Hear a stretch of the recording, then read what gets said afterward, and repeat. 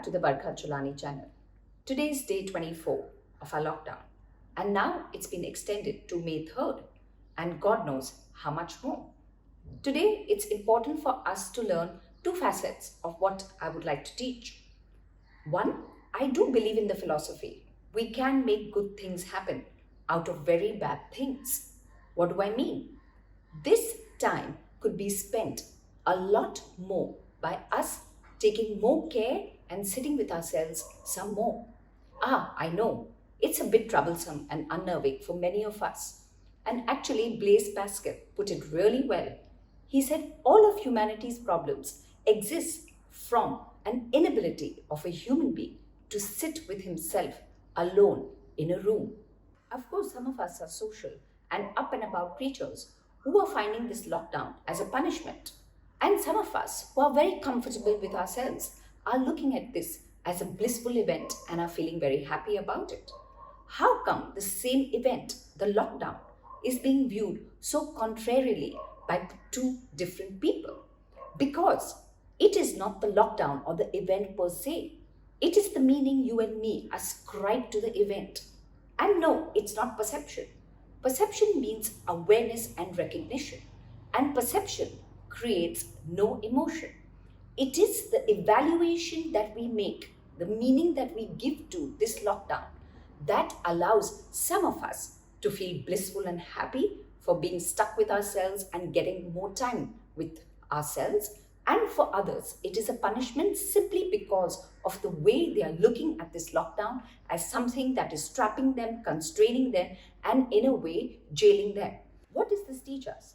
That we can make our emotional destiny. What do I mean?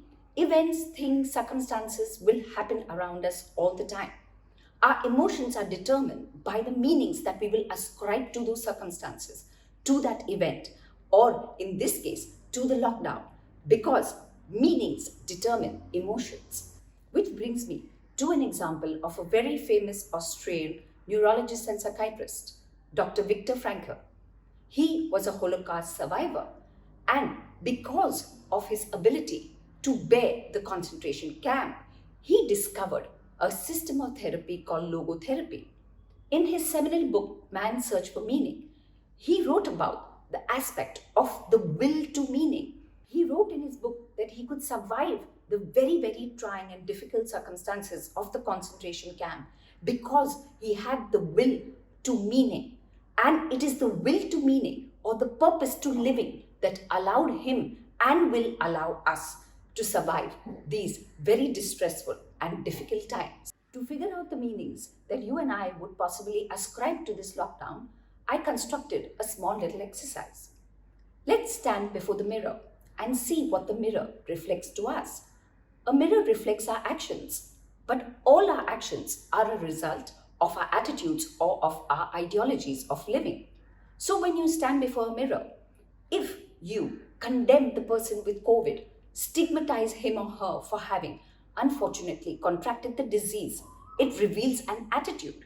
It reveals an attitude that you believe that this person did not do what was required or did not follow rules or did not take care of himself or herself to get the virus.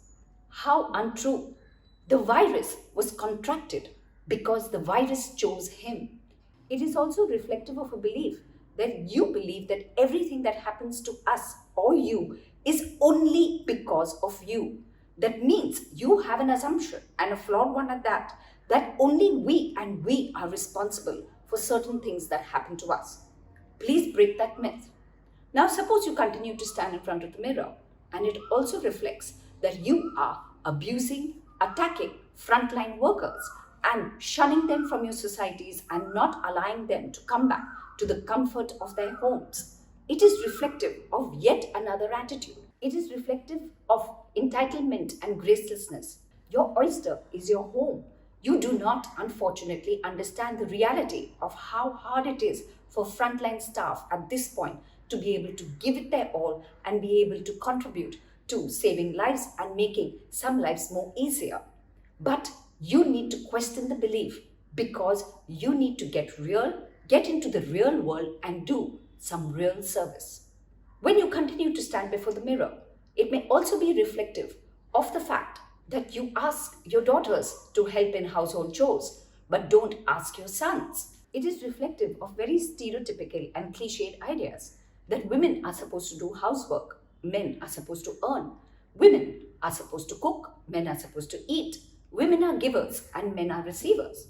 The mirror, have the courage to stand before it.